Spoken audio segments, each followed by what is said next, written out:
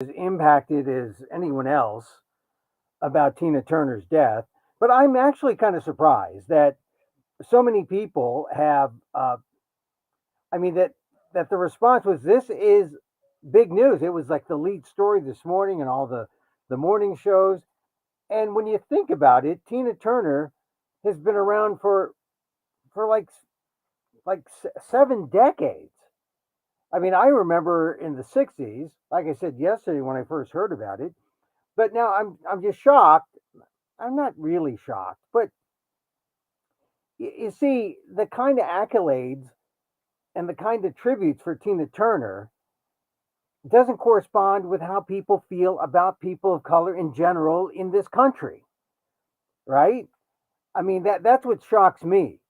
I mean, I pick up the Wall Street Journal. There's Tina Turner. You got the hair, you got the look. They capture her essence, and it's a fitting tribute. The Wall Street Journal, one of the most conservative rags out there. I only get it because I want to see what the conservatives think like in print or what they think about. But here they got to honor her because Tina Turner made billions of dollars. Not just, she just didn't enrich herself, she enriched the entire business, she enriched our culture. And yet it's amazing to see how people really feel about people of color out there. I mean, oh yeah, Tina Turner, an individual, they can love her, they can revere her, but the empathy transfer to other people, like when you consider Tina Turner's origins from Tennessee, going to St. Louis, and then being in this abusive relationship with Ike Turner, and then freeing herself, and then having to start again as a solo act because she's a woman. It's an incredible story, and she is a rock and roll queen. But why don't we transfer the empathy we feel for her toward other people of color that we encounter? And why do we treat others with suspicion and doubt? That's just one of the things that got me as I see the tributes coming in. Well deserved, well earned. Okay, great. She's gone on. She died in Switzerland, long disease. And I remember the times I've seen her live. I've covered her. Tremendous, right? Iconic. But why doesn't all this feeling that is out there, this why doesn't it transfer to others? Why? I mean, because that's really the point, right? When we see people, other people of color who are successful, it's supposed to expand our closed minds, and we're supposed to say, wow, this is humanity. They're like us. They're successful. They're or whatever. We're supposed to like not be paralyzed by the racism that paralyzes us. So I mean, race is still a major issue in this country, in the United States. And when we see people that we admire, these icons, and they are people of color, I'm just amazed. I said, yeah, we love all these. There are star athletes, there are star iconic figures in entertainment, in music. So why doesn't the spillover happen? Why doesn't the spillover of empathy occur? And the goodwill that we show because these people are in our lives, why doesn't it spill over to other people of color? Oh, because we're all individuals. Yeah. Because she's a good person and the other person down the block, she's a welfare queen. You know, I mean, people can, it shouldn't be that way. I mean, we should all have empathy and we should all feel compassion toward everyone because now we see the Tina Turner story. Now we see her great success. And it should make a difference on how we look on all people. But it doesn't. Just my honest reaction. I mean, like I said, it's one of the things that came to mind as I opened up the Wall Street Journal and I see Tina Turner out there on the front page, and I say, wow, I wonder what most of the readers of this rag, what they feel about people of color in general. You look at their opinion section, something kind of out of sync. You would hope that there'd be a little better sense of, hey, we're all in this together, right? Anyway, I still feel sad about Tina Turner. How many times though have you heard the line "simply the best" come up in all the obits and all the tributes? I mean, it's going to happen, but anyway, welcome to Emil and Amok's Takeout, my takes on all things considerable. I talk about things. This is traditional news talk. I talk about the news and some reaction to the news, the big news of the day. I mean, we're going to talk about DeSantis. That's not the big news of the day, fortunately. But we're going to talk about him because he blew it with the Twitter thing yesterday. Twitter is bad enough being on Twitter because it's not the most, I mean, it's like the news wire for people who like to follow, for news junkies, but it's not the social media of choice if you want to make a big bang impact on society.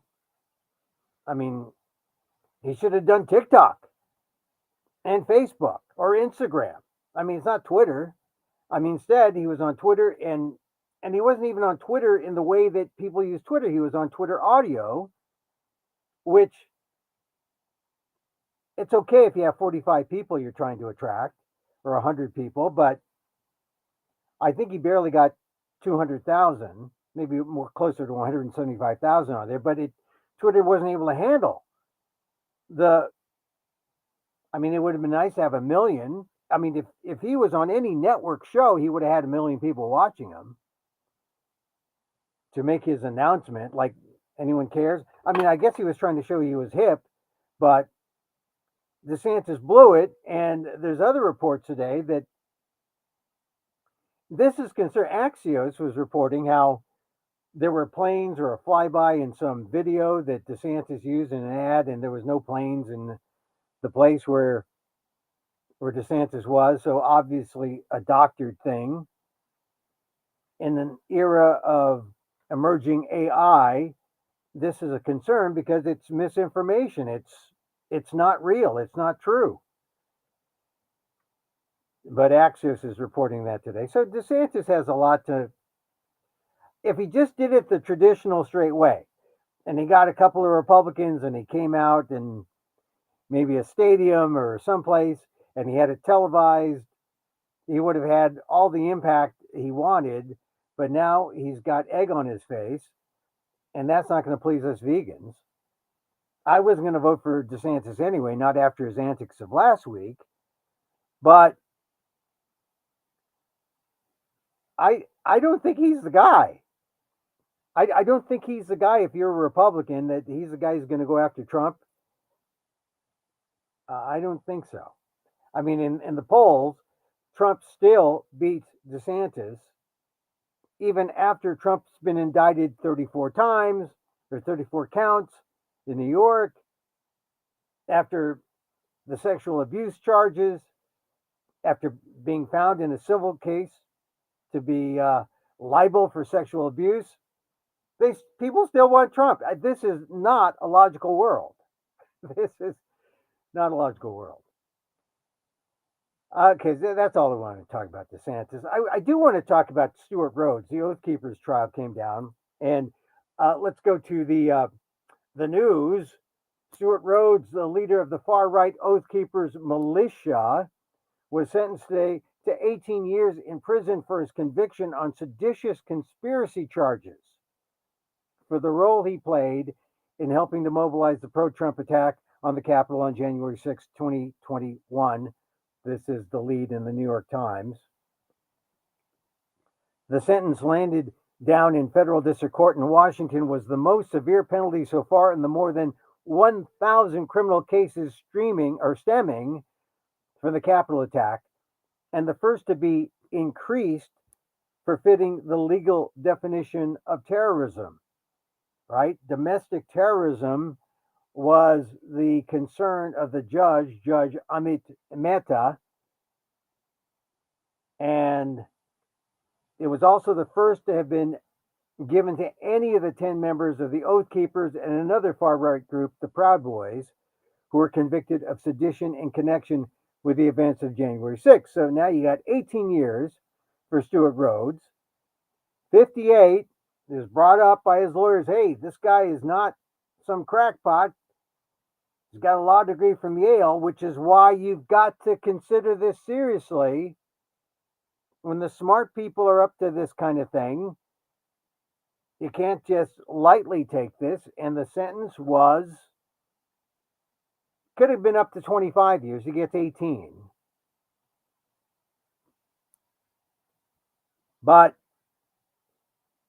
Rhodes' role as the Oath Keepers founder and leader has put him in the spotlight and now sends him to prison for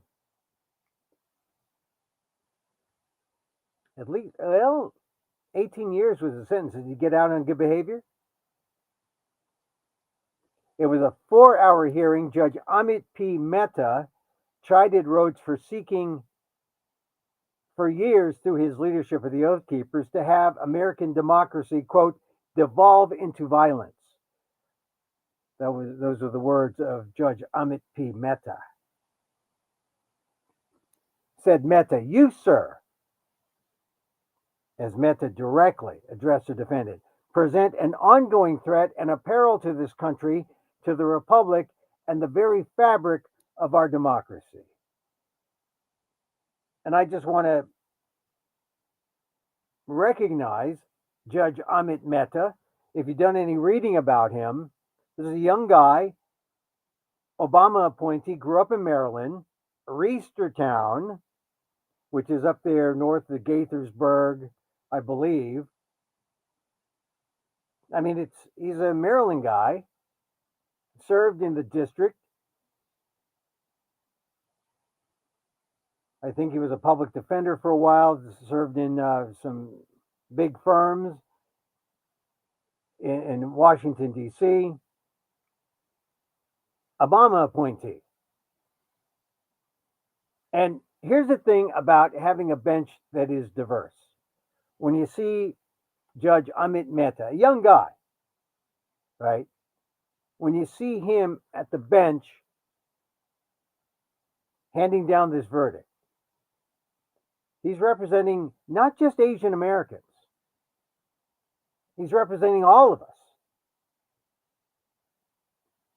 But if you're an Asian American, if you're a South Asian American, you're looking at Judge Amit Mehta and you're saying, we're represented. We're part of this. And when Steward Rhodes goes before the people and the judge is South Asian American and he comes down strong, you know that you were there. We weren't left out in this decision. When the judge, Amit Mehta, looks at Rhodes and says, you've been seeking for years to have American democracy, quote, devolve into violence. You, sir, present an ongoing threat and peril to this country, to the republic, and the very fabric of our democracy. You see Judge Mehta deliver this and you say, we're part of this process. We're part of this country. This is one of the great messages, one of the great things about diversity. When you can look at a story like this Rhodes trial, important to our democracy, and you see the very judge handing down decision is Amit P. Mehta. I mean, that's significant. I want to pull up his. He's kind of a cool guy, Amit Mehta, and you don't really hear about these guys much, but I'm telling you, you read about him. The Times of India reported that based on a case, he loves hip hop. Guy was born in 1971, so a young guy, and got his bachelor's degree from Georgetown. Went to UVA, University of Virginia Law School. Was a public defender, District of Columbia, and he ruled on one case. And the Times of India noted that he was a hip hop loving Indian American judge because they pulled out a quote in one of his cases where he presided when a musician was sued or was suing a rival for copyright infringement. And the judge wrote, "This court also does not consider itself an ordinary layperson when it comes to hip hop music and lyrics." He wrote in a footnote, "The court has listened to hip hop for decades and considers among his favorite musical artists perhaps a sign of his age: Jay-Z, Kanye West, Drake, and Eminem." So this is a cool guy. Amit P. Mehta, an Obama appointee. And like I said, representative of what happens when you have a thriving diversity, and diversity not just in society, but diversity on the bench. You got Amit P. Mehta making news today, giving Steward Rhodes, the Oath Keeper, the head of the Oath Keepers at the trial, 18 years. And here's the thing about Mehta. He's an immigrant. He was born in India. And he came here, grew up here, graduated from high school in Maryland. It's the immigrant story. The immigrant story who hears the trial of Steward Rhodes and then speaks to Rhodes directly and chides him for looking to devolve American democracy into violence. And then point blank, I think he speaks for all of us. He says point blank, he says, "You, sir," speaking to Rhodes, "present an ongoing threat and a peril to this country, to the republic, and the very fabric of our democracy." He was urged to give Rhodes 25 years, gave him 18. So he has some sense of leniency, but also a sense of justice. It's the immigrant standing up for democracy. That's a story. That's Judge Mehta. You're not going to be seeing, much of that, in the press. You'll see them mention Mehta's name. But I'm saying, how symbolic, how appropriate is that? That the man standing up to hand down one of the most severe sentences to come out of the January 6th insurrection. Judge Amit P. Mehta, immigrant, standing up for democracy and handing down Steward Rhodes an 18-year sentence.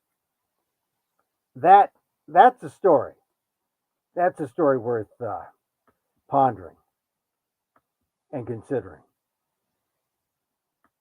because that shows you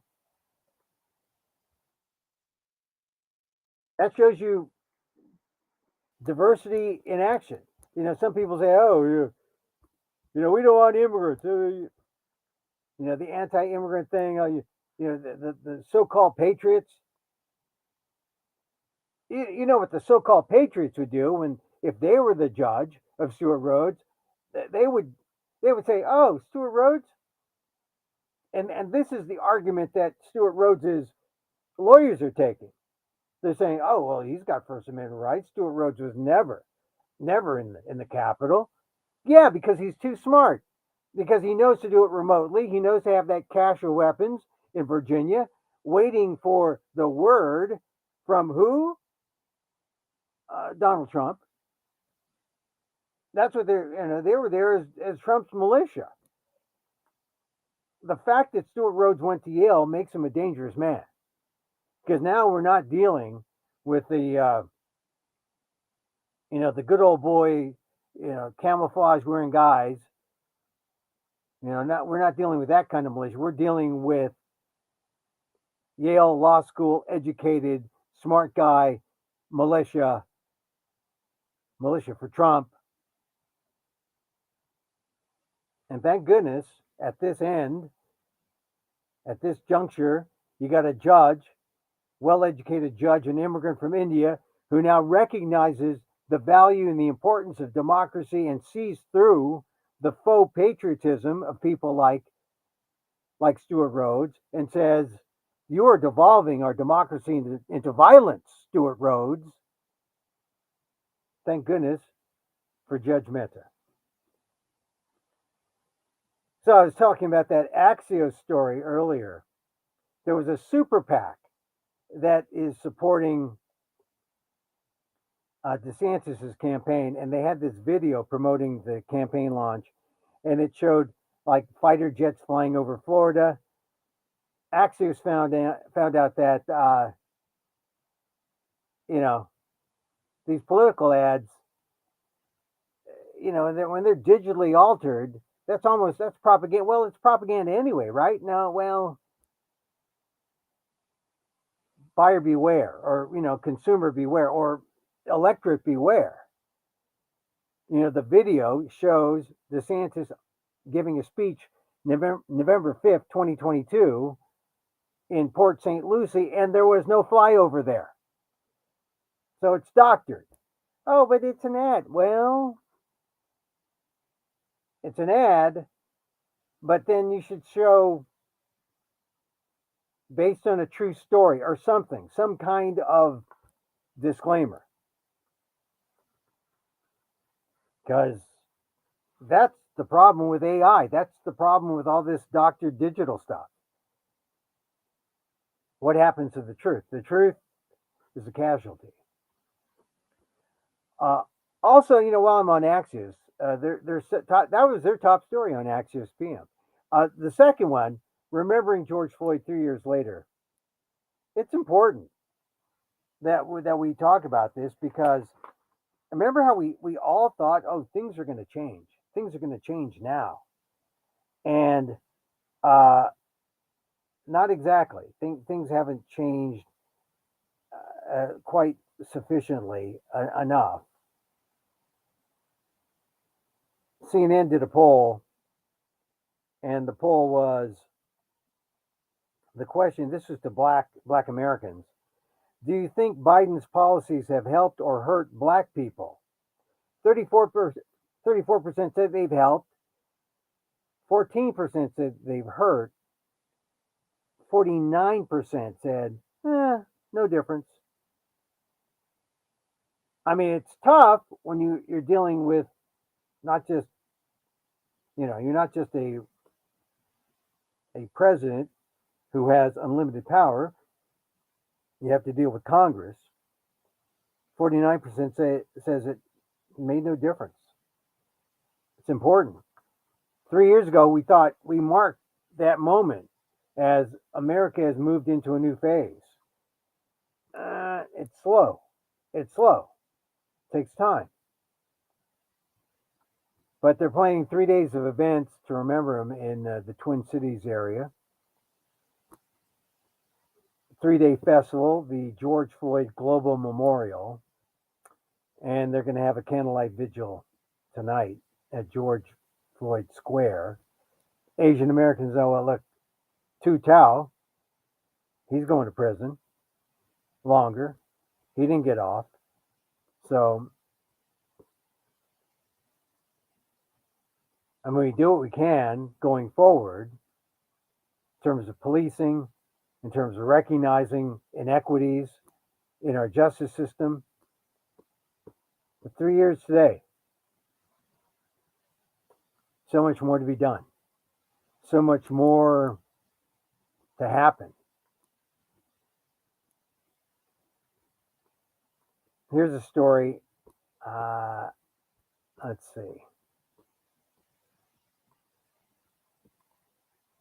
Let's talk about this one. You know, I tried to get on the DeSantis Twitter feed yesterday. I couldn't get on. And then I had to go to the New York Times. And thank goodness the New York Times covered, a lot of people covered it, not necessarily to make fun of DeSantis, but they did it to, they're covering it. This is how you cover it. But I noticed one observation was that DeSantis said he would study the U.S. Constitution as he did the Florida Constitution to see, quote, which buttons can I push to deploy executive authority? Which buttons can I push? When I saw that reported by the Times,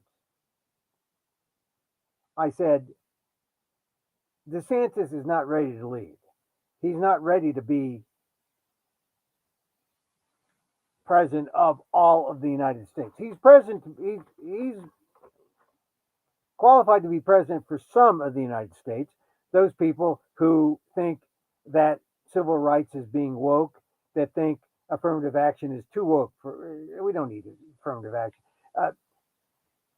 He's good for those people, but for the increasingly large part of the country that is non-white. I mean, look at the 2020 census. People of color, the new majority. He's not ready to be president of this country. He's ready to be president of an old country that allows or wouldn't blanch when someone says he's going to study the U.S. Constitution to see which buttons can I push to deploy executive authority, meaning which rights do I want to take away from people?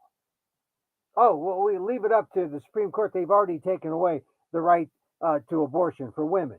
But which rights can we undo? Voting rights? Civil rights? Which can I undo to make sure that my executive authority prevails versus the constitutional rights of innocent people of color out there who for the last 50 years have enjoyed civil rights, voting rights,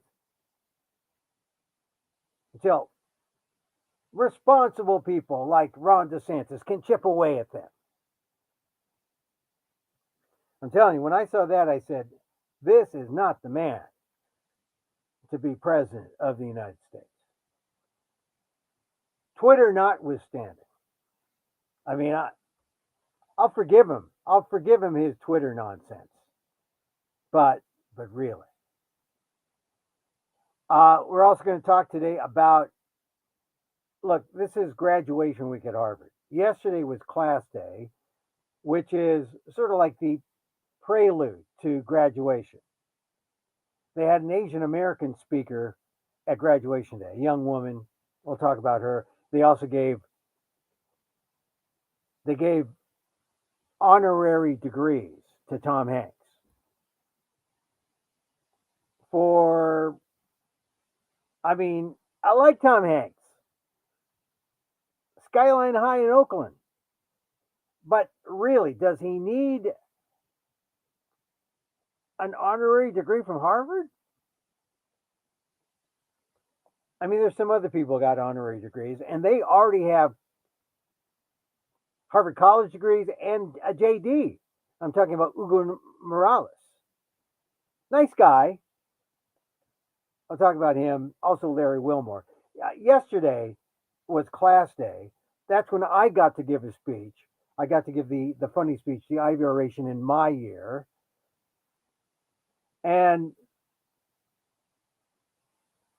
it probably was one of the best days of my life. Because my father was in the audience. I'll have to tell that story. But I mean, that's why whenever someone mentions class day, I just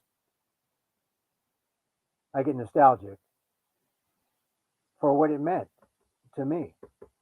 So what we'll talk about, Larry Wilmore said something really interesting. He was the see. There's two speakers. There's the class day speaker that speaks just to the class, and then the next day on graduation day, someone speaks to the entire college, including the graduate students. And it was Tom Hanks, who also got an honorary degree. So I'll talk about that in a sec. I do want to mention, oh, and then we'll also talk about Dianne Feinstein, the poll, the poll she got, the poll news. They're trying to push her out. And how do you push people out? You push people out by these little drips, facts that might convince you. Polls, you got polls might convince Dianne Feinstein it's time to leave, but the polls don't look so good for her. But she's not going. So we'll talk about that. But first, I want to mention this is sort of like a plug for me and five other storytellers. I'm going to tell a really interesting story about my bullies. I was bullied. I know, hard to believe, right? But yeah, I was bullied. I talk about my experience with violence. I call it three bullies and a gun. That's going to be on Sunday at the Oakland Asian Cultural Center, 388 9th Street in Oakland, second floor. It's free. Starts at 2 o'clock, 2 to 5 on Sunday. Check it out. I'll be joined by five other storytellers. We'll tell our stories. Then we'll have a panel discussion led by Russell Jung, professor, College of Ethnic Studies, San Francisco State, and co-founder of Stop AAPI Hate. We'll talk about how stories can help heal and how they can help give some inspiration of how we can overcome the things that have happened during this pandemic or pandemic and post-pandemic era, where instances of anti-Asian American hate has been on the rise. And nothing like stories to help communicate how people have overcome, how people have shown their resistance. And it's all happening at the Oakland Asian Cultural Center, 388 9th Street in Oakland, Oakland's Chinatown, second floor. It's free. All you got to do is go to Eventbrite, EVENTBRITE, eventbrite.com, and register. It's a free ticket, but I guess they want to know who's there. And check it out. If you can't be there in person, go to my blog page at ALDEF, AALDEF.org/blog. And there, if you go to my latest story, you'll find a link where you can sign up and get the Zoom link. And with the Zoom link, you can watch the show from wherever you are. Honolulu, Boston, Texas, wherever. But check it out. It's Strong Like Bamboo, the name of the program. 3-hour event, 2 to 5. You don't have to stay for the whole thing. But if you go there live in Chinatown, it'll be worth your while, worth your afternoon.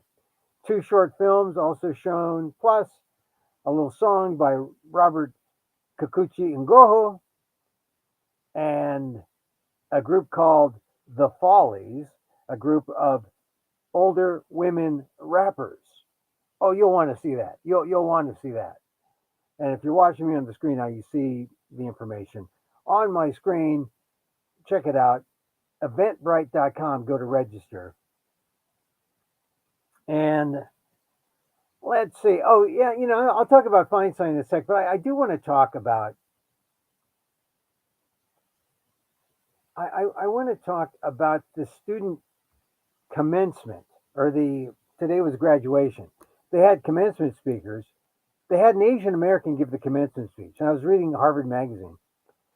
Interesting woman, Palace Joe, Palace Joe, Chou is pronounced Joe, I believe. I saw a comedian say, "Look, you don't have to be precise with pronunciation because we'll know the context." All right, I'm gonna trust her. Palace Joe, 20 class of 23. She gave the senior English address. This is the write up in the Harvard Harvard Magazine.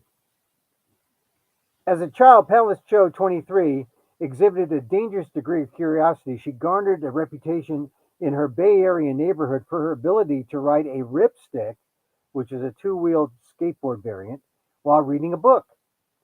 "You use peripheral vision," said Joe, "to make sure there are no cars."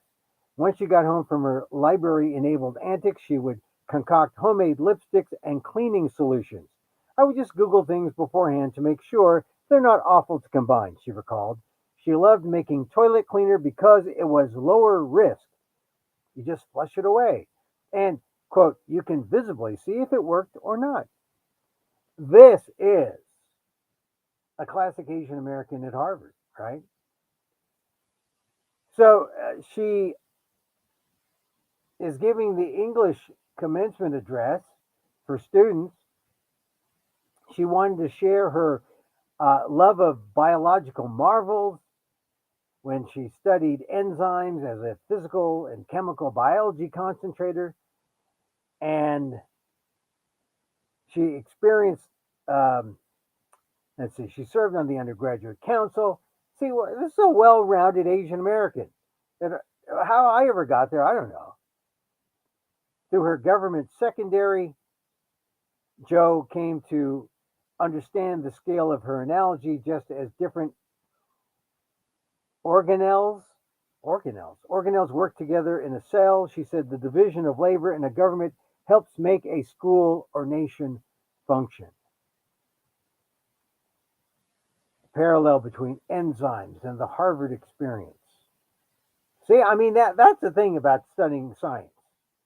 It is a metaphor. It's an analogy that you can use to say, well, if this happens in the micro, in the micro form, it might happen in real life. She's devoted her extracurricular life to Cove Education, a remote tutoring nonprofit she helped launch in 2020. See, there's no shortage of things. This is a Harvard graduate. The group provides free individual tutoring to American K through 12 students, specifically focusing on under-resourced schools. She did this, Cove Education. She did this in her spare time while at Harvard. Not, I'm going to do this so I can get into Harvard, but it's like, hey, this is an extracurricular while at Harvard because I'm going to save the world. Following her interest in both teaching and learning, Joe will pursue a PhD in chemical biology at Stanford. But before resettling in California, she will head to Australia for a week as part of the Quad Fellowship, jointly run by the governments of Australia, India, Japan, and the US. See, just because you overachieve in high school and you get to Harvard, it doesn't mean it ends there. You keep overachieving. My God, Palace Joe, class of 23. She gave the senior English address today at the commencement speech at Harvard. Hats off to her. Wow, I mean, God, I'm a slacker. We're all slackers compared to Palace Joe. No, I mean, it's tremendous what she's doing. The other person that we need to talk about is Tom Hanks. Tom Hanks gave the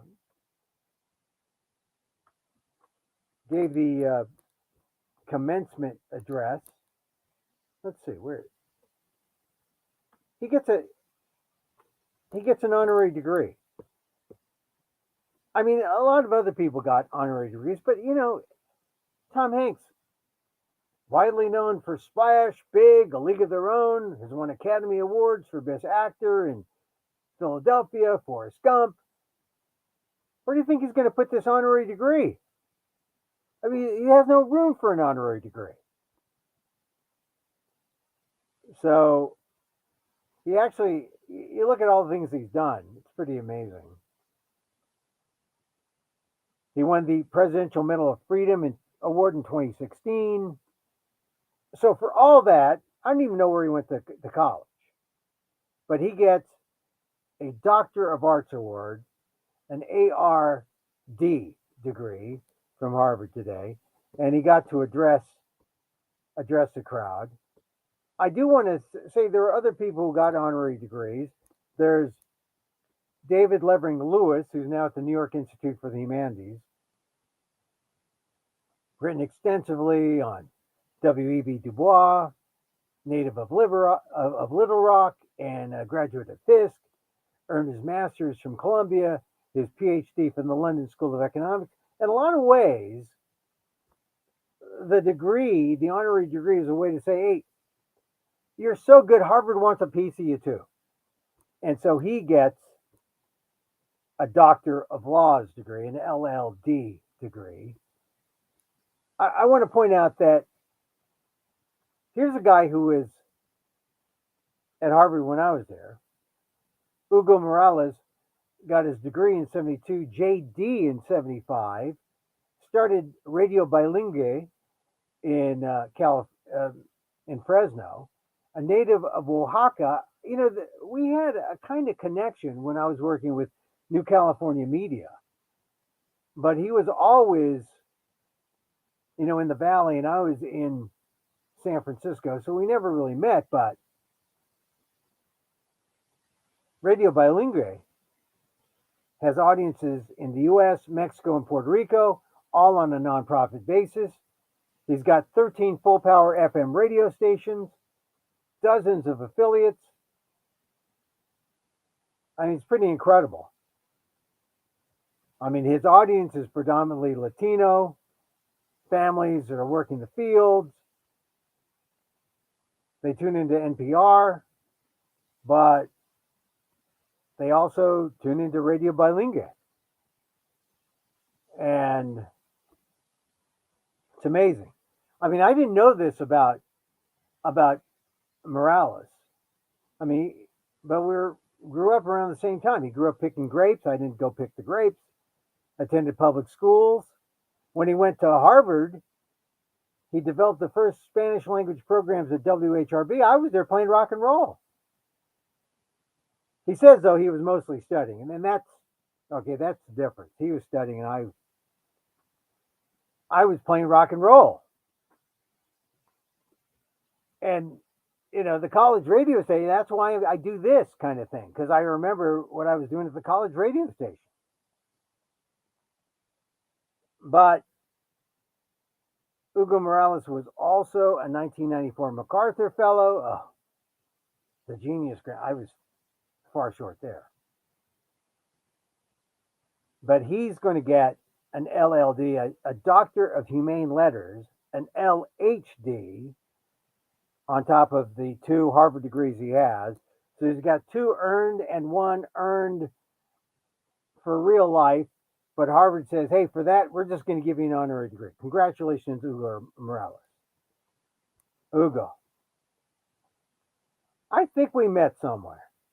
But like I said, our paths should have crossed when I was working for New California Media, and we were doing some things in Fresno with the Oaxacans and the indigenous. But hats off to Hugo. Hugo. Congratulations to him. It's commencement week for many, specifically at Harvard. And because I have this vague connection to Harvard from having attended it many, many moons ago, I like to talk about it because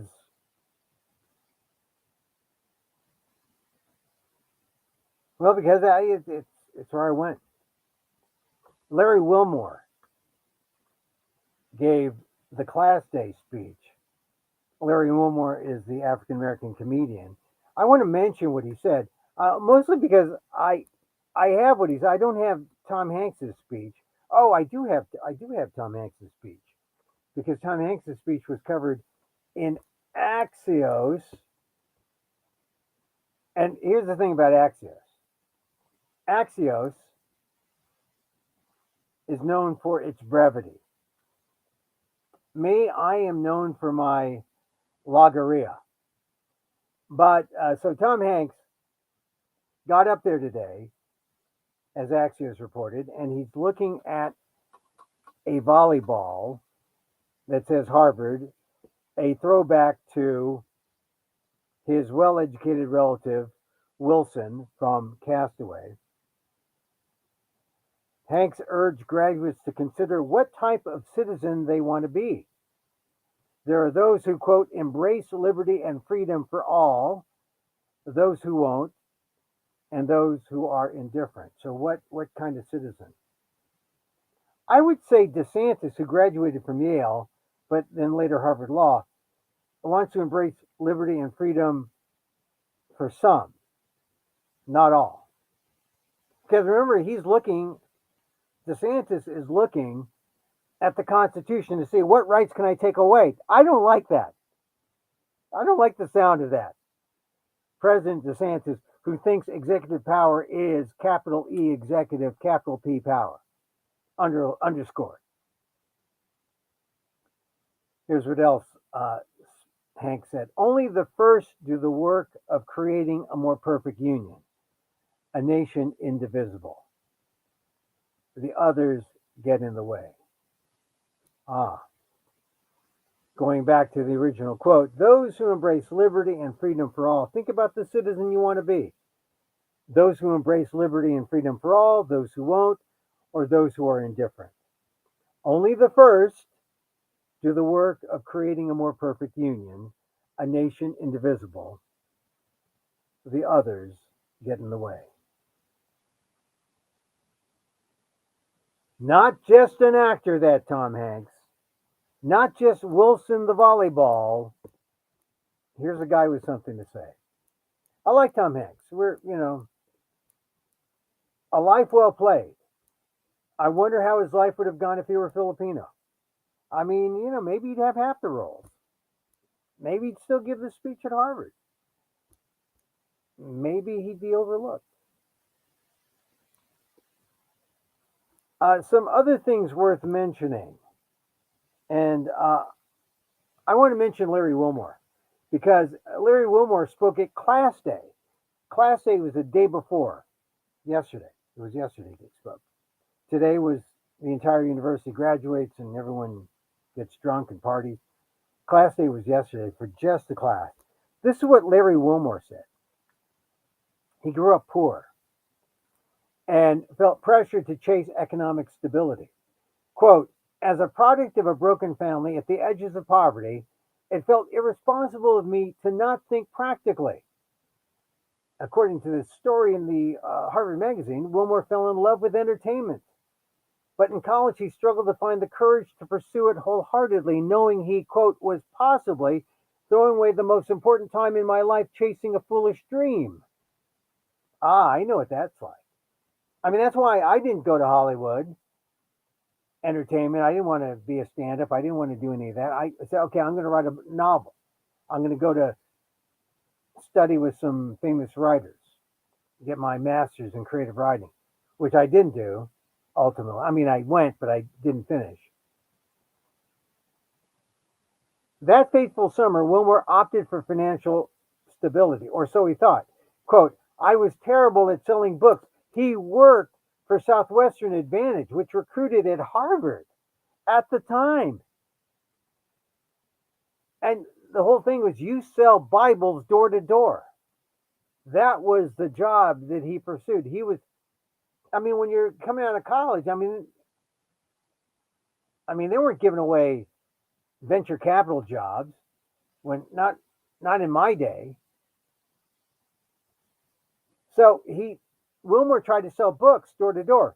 Striving for money brought him neither wealth nor happiness. So he opted to seek happiness.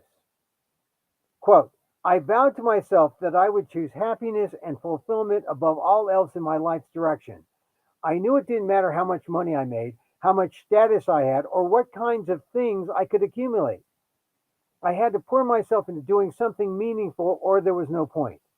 I decided to choose a path for myself, and wherever I did or whatever I did for a living was the physical manifestation of walking down that path.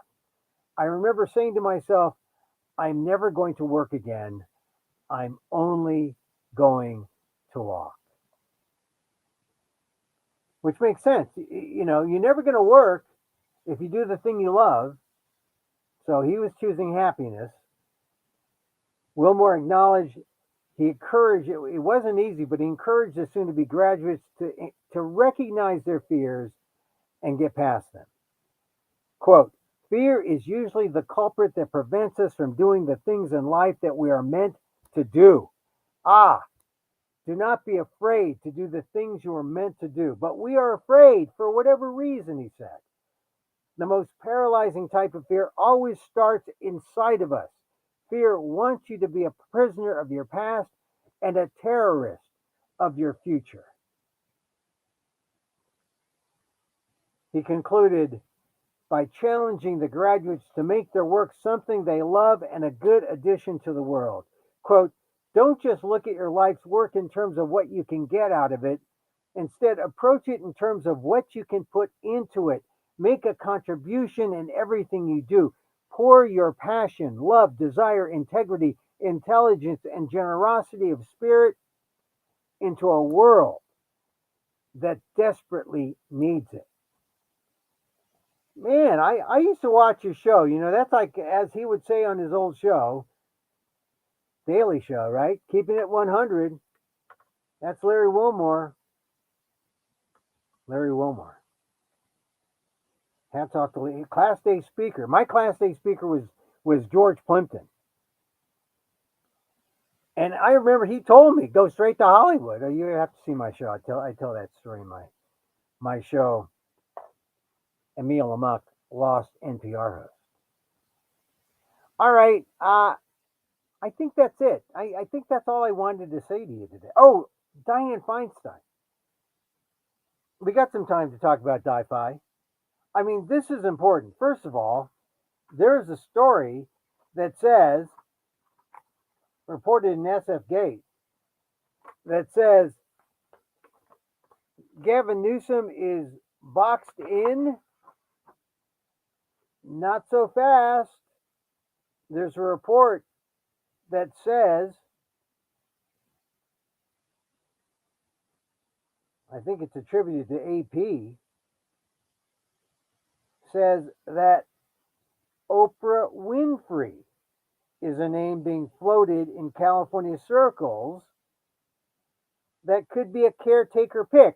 Now, why do we have this caretaker idea out there? We have a caretaker idea out there because Governor Gavin Newsom said if Dianne Feinstein, he said that he would appoint the next senator because when Kamala Harris left, Gavin Newsom did not appoint a black woman to replace her. He appointed Alex Padilla, a Latino. And people got upset. Okay, I'm going to appoint a black woman the next time. All right. He wasn't figuring that Senator Dianne Feinstein would say, I might resign, if I'm incapable, she could resign. But she says, instead, I'm going all the way to term. And that's put Newsom in a box. Feinstein's his friend, his buddy. He doesn't want to upset her, but she's had some things come out in the last couple of weeks that suggest maybe she's not up to it. I've defended her, as many of you know, but the option for Newsom, who's painted himself in the corner, is maybe he gets Feinstein to step down and he appoints a caretaker who agrees not to run. And a name being floated is not Emil Guillermo. a name being floated is Oprah Winfrey. And I don't know, Senator Oprah Winfrey, possibly. But here's the thing, just because you appoint a caretaker who agrees, that's in quotes, agrees to serve and not be the incumbent to run for the permanent position, doesn't mean it happens. This was the conflict in San Francisco when Mayor Ed Lee was appointed, agreed not to run, and then he runs. And that's why David Chu, now San Francisco city attorney, who had to go off and be, go from San Francisco supervisor to state assembly person. This is why David Chu is not mayor. Because David Chu had a shot to be mayor. But when Ed Lee was appointed and then had promised not to run, but then ran, there's no such thing as caretaker. You got to sign on the dotted line. I don't know if Oprah is willing to do that. She might like the power. She might say, "Oh, finally, if I'm senator, I can get away from Stedman." I don't know. So all this comes up on the same day that California Democrats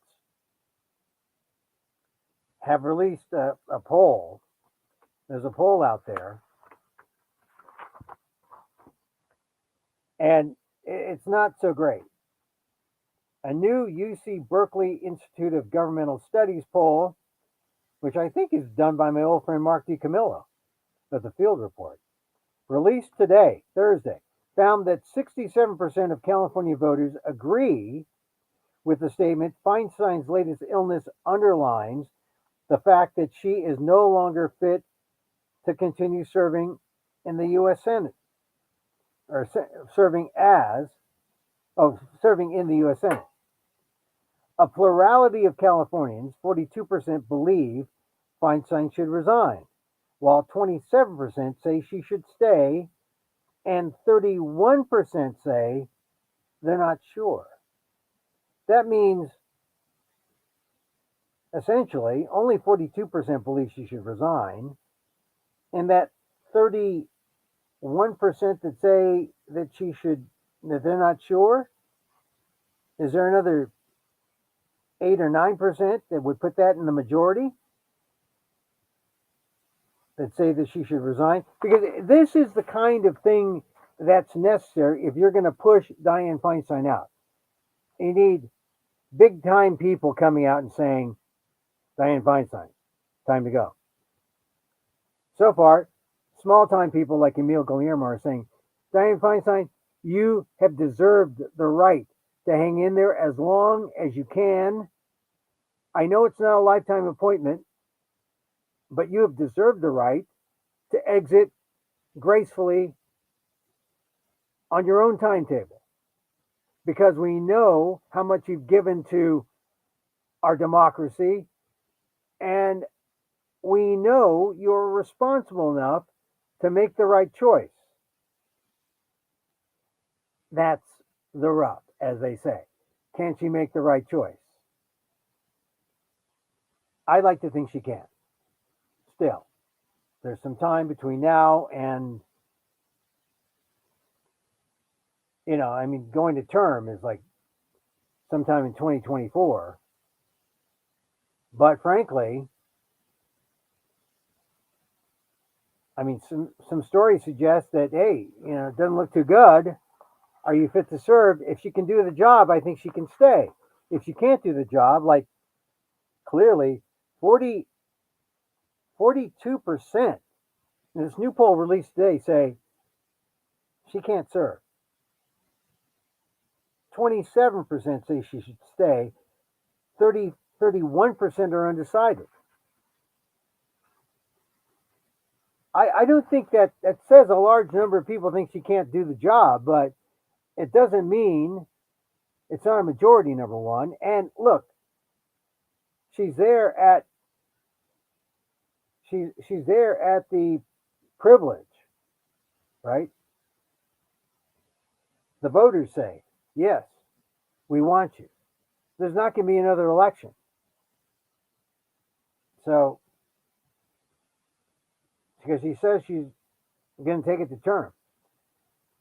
What's critical is if she leaves now, she doesn't control who her successor is.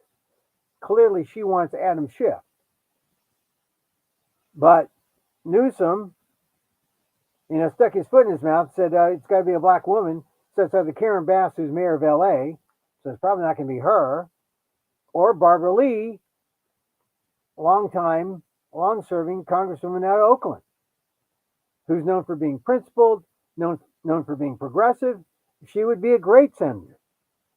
And I, for one, would support that. But I also think you got to give some time, honor the years of service. Look, if Dianne Feinstein can't do the job for the democracy, and if she begins to hurt the people, yeah, maybe she should go. Still should be her choice. When? She should call the shots. Unless there's a vote where the voters take her out, it's up to her. Representative government and all that. You want to bother to impeach her with 6 months to go in her term? Good luck. But in lieu of that, you'll see this is part of the drip, drip, drip stories coming out about her, whatever incompetent thing she did or can be seen as incompetent. I don't know.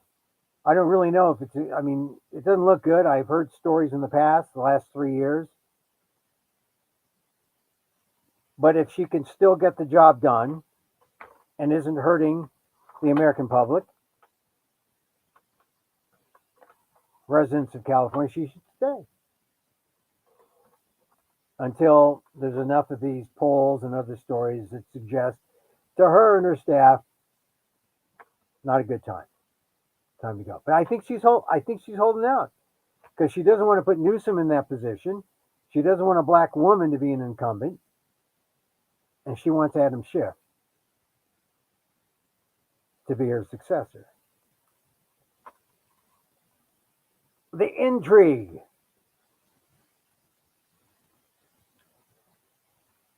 One final note. Let me say this. This is an aside, but whenever people say, "Oh, that's a spoiler alert," I hate people who feel like they got to warn people about spoiler alerts. I, for one, am not spoiled if you tell me the ending of something. I mean, yeah, I might be bothered, but if I want to see something, I'll see it. And if people are diehards, they'll see something again and again and again. So if you're a spoiler alert fan, a fan of, I'm just a fan of saying spoiler alert. No. I'm just a fan of talking about the thing. And if you can't suspend disbelief and you're going to make people say spoiler alert, well, heck with you. Anyway, just a little thing I have. Shall I tell you about bamboo? One closing note about Strong Like Bamboo. May 28th, Sunday, Memorial Day, 2 to 5 p.m. It's free.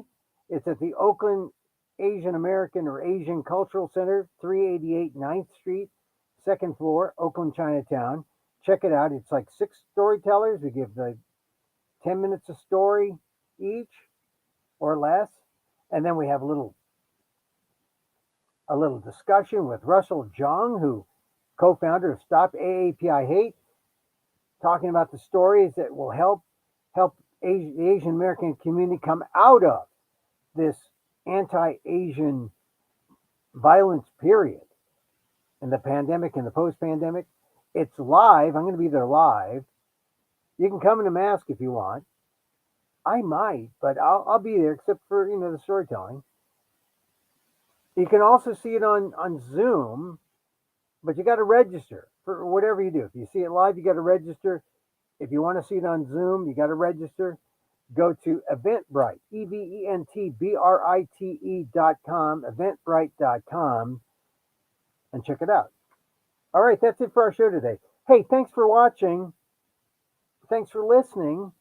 This is Emil Amok's Takeout, My Takes on All Things Considerable, a micro talk show for the AAPI, the AAXs, and the ALLs. That's all the rest of us. You don't have to be Asian. I just talked about the news in a traditional news talk way, a traditional news talk manner. I talk about it right here. Thanks for being here. Monday through Friday, 2 p.m. to an hour, 3 p.m. Live right here on Twitter at Emil Amok. Although, wow, I mean, DeSantis, wow. But I'm on Twitter at Emil Amok, also YouTube at Emil Amok1, also on Facebook, fb.com/EmilGuillermo.media, and replays on amok.com. We like to do a little meditation, because I'm a muck, but only metaphorically, which means I'm really a nice guy. I'd like to end with a sense of love, a sense of loving self-kindness. But, it's not egotistical because you're not like thinking just of yourself. No. You're thinking first about others. You're sending the love out to others first, and then it comes back. Yeah. Twofold, threefold, fourfold. And so, as I wish for me, I wish for you. May you be safe. May you be happy. May you be healthy. And may you live with ease. Emil Guillermo here. Until next time, Mahal Kita.